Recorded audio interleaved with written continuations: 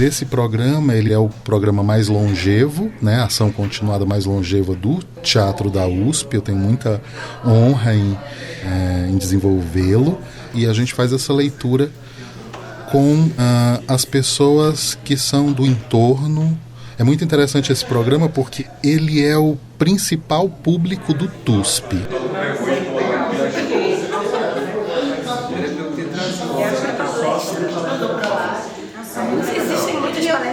São 14 textos que foram editados em 2 categorias. Primeiras dramaturgias e dramaturgias do tempo, pessoas que nunca tinham escrito ou não a escrita dramatúrgica objetiva, é um prêmio de estímulo, e para pessoas que já editavam textos, já tinham, que é o Dramaturgias do Tempo. Então tudo isso foram 14 textos em que a gente lê inicialmente para as pessoas nessa experiência de convívio, né, de apreciação, experiência pública, que é o programa TUSP de Leituras Públicas. Olavo está sendo investigado, cometeu um crime. O que é isso? Ele fez coisas que foram consideradas crimes.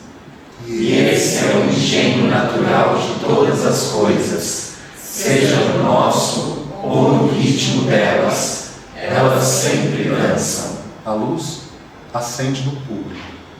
Jogo, trabalho, é tudo. Otávio, olhando com um sorriso sarcástico.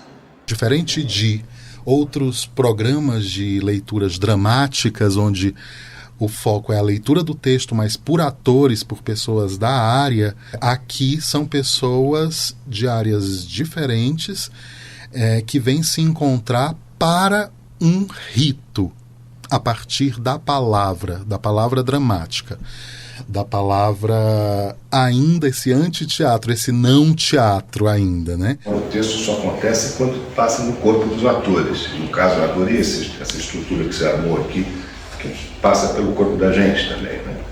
Eu tinha tido uma leitura do texto, aqui tem outra, e tenho certeza que vou ter outra hora que tiver encenado, que vai ser outra coisa. Uma girada primeiro, vocês falarem como foi esse contato, como foi que esse texto, como chegou esse texto? O que chegou? A sensação que eu tive como público foi de um paralelo com a vida, com o ser humano, os galináceos, né, nessa situação de espaço pequeno, de limitação, de querer algo mais. Eu quero voar, eu quero, mas continua isso limitado, me sufocando. Eu quero algo diferente, eu quero ir para uma outra dimensão, eu quero acreditar em outra coisa. Mas aí vem a morte, aí eu sou um, eu sou outro, essa mistura. Eu fiz um paralelo com a vida. Nessa questão do gênero, eu acho que a gente, quem vive isso, se sente eternamente estrangeiro numa sociedade como a nossa, homofóbica, né? E ao mesmo tempo você vai sentindo a violência que vem de fora contra esse corpo, né? Então é muito forte. A minha imaginação, ela oscilou um pouco entre imaginar essas figuras de uma maneira mais bufa e tal, mas também imaginar de uma maneira como se você estivesse assistindo um filme nazista, assim, sabe? Então, em alguns momentos, e aí eu fui meio que fazendo, porque eu escrevo também, fazendo escolhas na minha cabeça, assim, né? Tipo, se eu fosse dirigir isso, né? Aquela viagem que a gente já vai fazendo.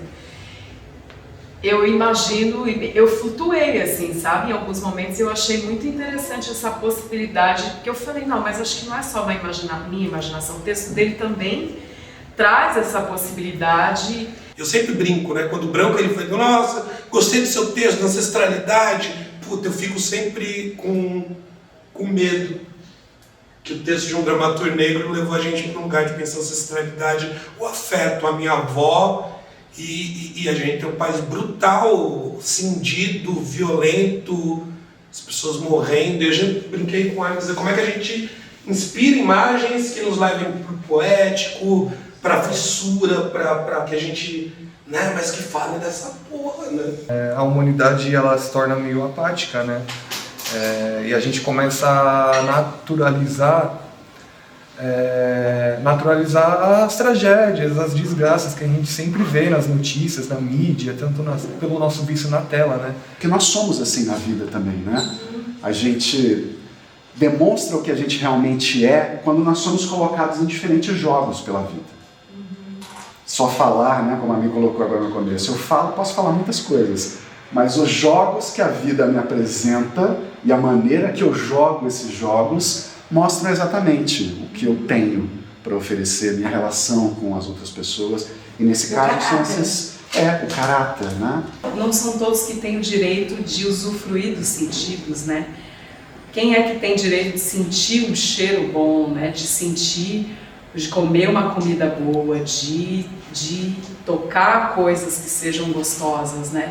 E como que essa brutalização, ela vai gerando um embotamento dos sentidos, né? Teatro é para isso, é para a gente se conectar, para a gente não se desumanizar mais do que o capitalismo faz com que a gente se desumanize. É tipo, nossa, eu me reconheço nesse outro. Escreve, produz imagens, tem tantas metáforas que essa imagem pode trazer, né? E eu não alcanço elas, com quem for ensinar vai precisar se aprofundar nisso. O que é uma ferramenta que quebrou, falar, olha isso aqui. Então essa imagem é muito bonita quando você não alcança a grandeza dela, mas ela te toca.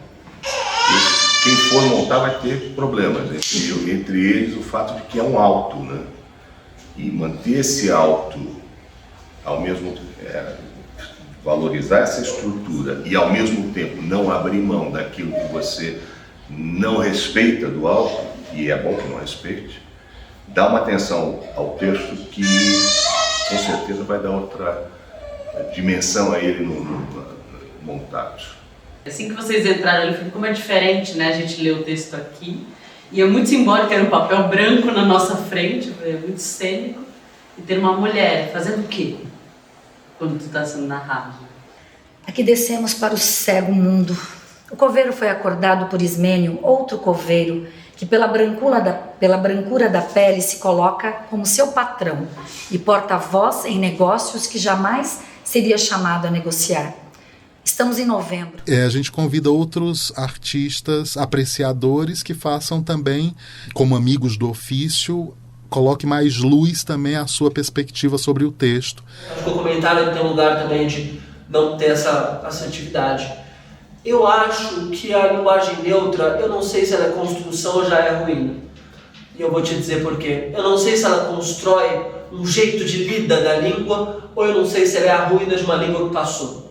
Né? Eu acho que eu não sei se ela destrói alguma coisa do passado para inventar alguma coisa nova, e eu não sei se ela inventa alguma coisa nova destruindo o passado, entende? Novamente esse jogo de contraste, o que você está colocando não é um processo de construção, mas é um processo de destruição, é um processo de desfazimento. E por isso esse espaço da dor é um espaço tão rico no desenrolar da peça. Eu acho muito legal que o texto não resolva essa decisão, não dê essa decisão. A gente não sabe de fato. Você pode olhar assim, e eu olho no mundo do entre, que inclusive é um dos ensaios da Olga Tokarczuk, de um livro dela, né? Que é essa ideia de há algo entre coisas. E esse momento é o momento da ação. Tudo vai mudar dependendo de como eu agir agora, nesse exato momento do entre. Eu sou bonita, né? Qual o meu nome? Parece que você traz assim de maneira muito forte, né? Nesse entrecortar, nesse entreato dos coros, essas perguntas que não são necessariamente, não são filosóficas, elas são do ser humano dentro do fundo do poço, colocando a mão lá em cima e puxando. Eu sou bonita? Como era a minha mãe? Né? Qual o meu nome? Essa procura por si. Então essa indisciplina que a obra propõe, essa subversão, sabe, que existe na postura, esse impulso de subversão, isso me joga direto em contato, não com o intelectual, com o artista que tenta se sofisticar, me joga em contato direto com o adolescente que eu fui, com a criança que eu fui. e me joga direto para um ambiente que assim, isso detona os meus instintos mais selvagens dentro de mim. Porque é um pouco sobre as selvas da sobrevivência, né? Das forças políticas e quem é tigre e quem é cabra no texto e como que é possível sobreviver e lutar por direitos, né? Pensando um pouco nessa questão da selva, né? Da natureza, e que nós que somos humanos, né? Deveríamos ter outras formas de conduta, né? De sobrevivência. Esse inspetor, sabe, esse homem preto que se vê como branco e que está lá para agir em prol dos interesses do Estado sem ter consciência da própria condição dele. E tem esse dado central do argumento dramatúrgico, que é pegar um dado muito corriqueiro, muito banal, mas que faz parte de uma espécie de memória coletiva, assim, Brasil, assim, carro vendendo comida, né? E levar isso para outros níveis de discussão. Eu acho que isso é um movimento muito generoso em relação ao público, porque ele mantém ali aquela carga afetiva ali prévia, mas ele vai um pouco, né, dando de degrau em degrau, a coisa ela vai se complexificando. E aí eu fico pensando que você escreve essa peça como um chefe, né? Você cozinha ela, você traz os ingredientes, eu consigo ver você trazendo os ingredientes, você preparando. É um tipo de peça que não dá para você escrever, eu acho, tá? Posso errar. Que não dá para você escrever e jogar para o mundo. Você precisa estar em todas as etapas do preparo, sabe? E o que acontece com as mulheres é que o contrário, não só não são amparadas para voltar, como são demitidas. Depois que elas fazem essa função, que é só manter a humanidade, né, gente? Então, assim, é o trabalho mais difícil, o mais precioso, o mais delicado, porque você está fazendo uma pessoa sem apoio e sem rede. Porque minha mãe solo, que me criou 3 filhos sozinha, não é. Essa é a minha família que dá mãe solo, é a família tradicional brasileira e latino-americana. Quando você fala que toda a humanidade passou por esse canal, aí você já faz de novo esse trabalho. Você está trazendo uma noção que é completamente do campo conceitual e geral e do universal, que é a humanidade, né? Que parece que às vezes não quer dizer nada, a humanidade. A gente perde, né? Porque a humanidade. O que é a humanidade? Né? Só que aí quando você coloca na vagina, você traz exatamente essa concretude. Esse texto nasce em um mundo arrasado. Ele não é produto de um mundo que esteja saudável com suas considerações sociais, culturais, estéticas, éticas, e seja lá qual moldura a gente queira colocar nisso, ou a gente precise colocar nisso. A reflexão sobre esses temas vai fazer com que a gente sofistique e refine também o ser humano que nós somos, de cada um que se envolve nessa obra. Mas essa obra é contraventora, ela tem um poder. A gente é jogado no mundo, né? Então essa angústia também do que a gente não consegue controlar e do que a gente consegue, né? Isso é muito importante, a gente pensar também em outros tempos, outras formas de vida, né? O que é imutável da condição humana e o que é político, o que é social. Fui ensinando às crianças selvagens o bom português. Lhes dei o que comer, o que vestir. Lhes dei afeto, carinho e cuidado. Ensinei-lhes o valor do não, mesmo na hora em que me apertava o coração. Não, é justamente esse lugar do neoliberal que tem absolutamente tudo a ver com o capitalismo, com a gente produzir o tempo inteiro e com essa estrutura que vai corroendo as nossas possibilidades de vida, né? Tipo, sabe, são muitas questões que a gente vai criando sozinho e vai ficando muito angustiado, porque é um trabalho de vida, mas é um trabalho de morte, então tem muitos lutos envolvidos nessa criação. Irônica e o sarcasmo que a gente entendeu que era um elemento talvez mais interessante, assim, né? Vamos falar das questões das dores que a gente sente, da questão racial, trazendo elementos informativos que friccionem a questão da discussão racial, mas sem necessariamente estar fazendo essa pornografia da dor o tempo todo. Essa vida da mulher, acho que hoje, mas desde sempre, né? Quais são todas as opressões, todas as coisas que são impostas para as mulheres. Então é por isso que ela, de repente, acorda num lugar com uma vida que foi montada para ela, que não foi ela que escolheu. Né? E tantas coisas que a gente faz na nossa vida e que a gente não escolheu. A gente acorda e a gente tem 2 dias, já põe um brinco na nossa orelha, porque é isso aí, é assim que você vai ser, sabe? Tem muita coisa que a gente não consegue escolher, porque a sociedade já nos coloca em determinado lugar, em determinado papel.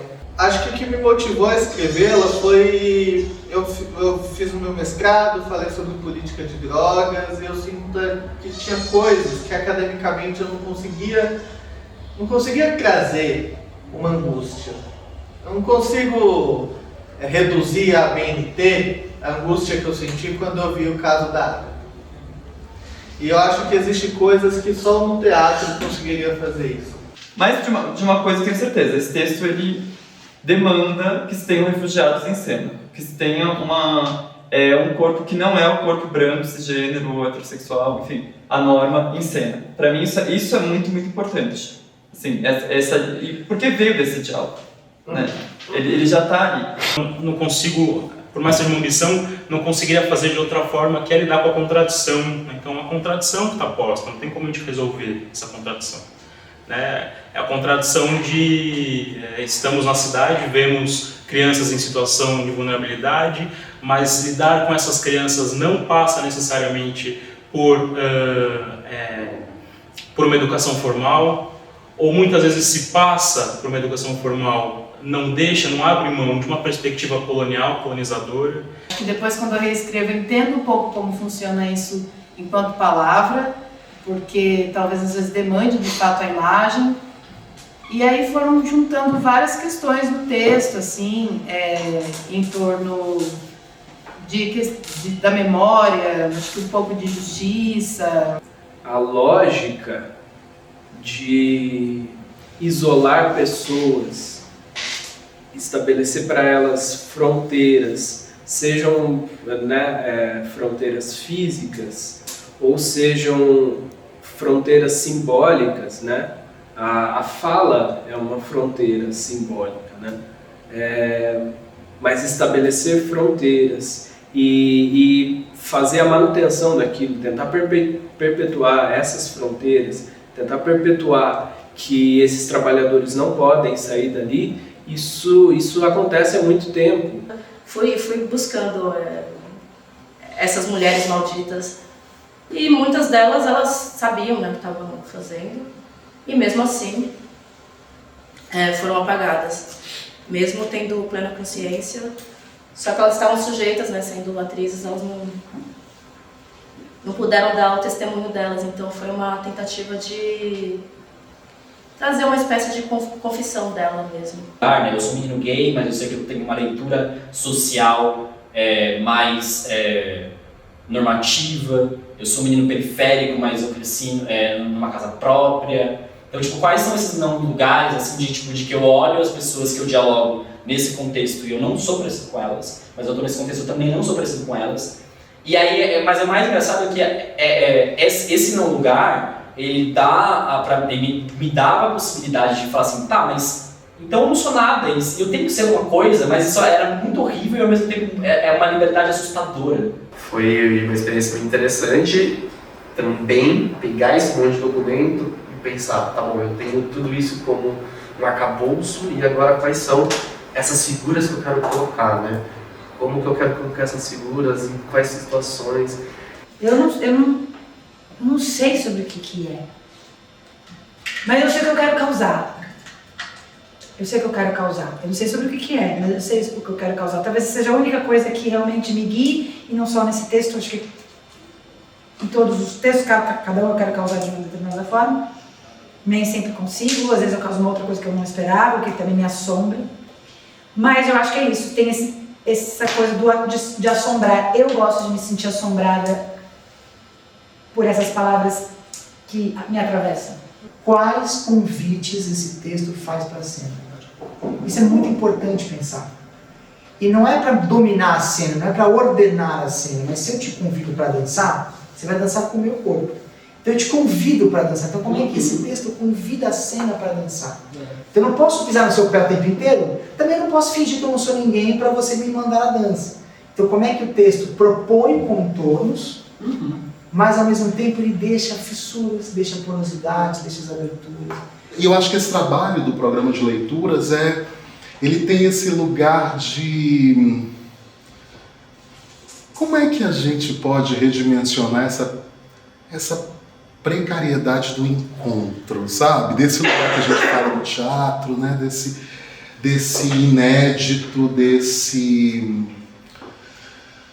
O Miyakoto tem essa incerteza, a narrativa incerteza, um texto tão bonito, essa incerteza viva.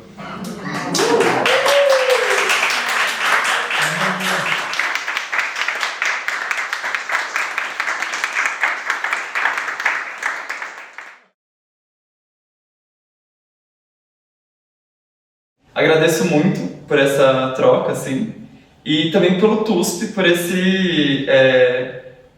essa oportunidade mesmo, porque é muito raro, né? Quero agradecer ao TUSP, a presença de todos, a oportunidade de ler em primeira mão textos tão incríveis. E a delícia de participar da experiência, que é ouvir as pessoas lendo pela primeira vez, né? Como se estivesse vendo uma coisa ali que não existia até então. E foi uma delícia de ouvir essas diferentes vozes, de diferentes idades, de diferentes contextos, né? Experiência coletiva que a gente está tendo, depois de tempos pandêmicos e de tudo que a gente passou, é tão incrível a maneira como o teatro toca num lugar muito específico.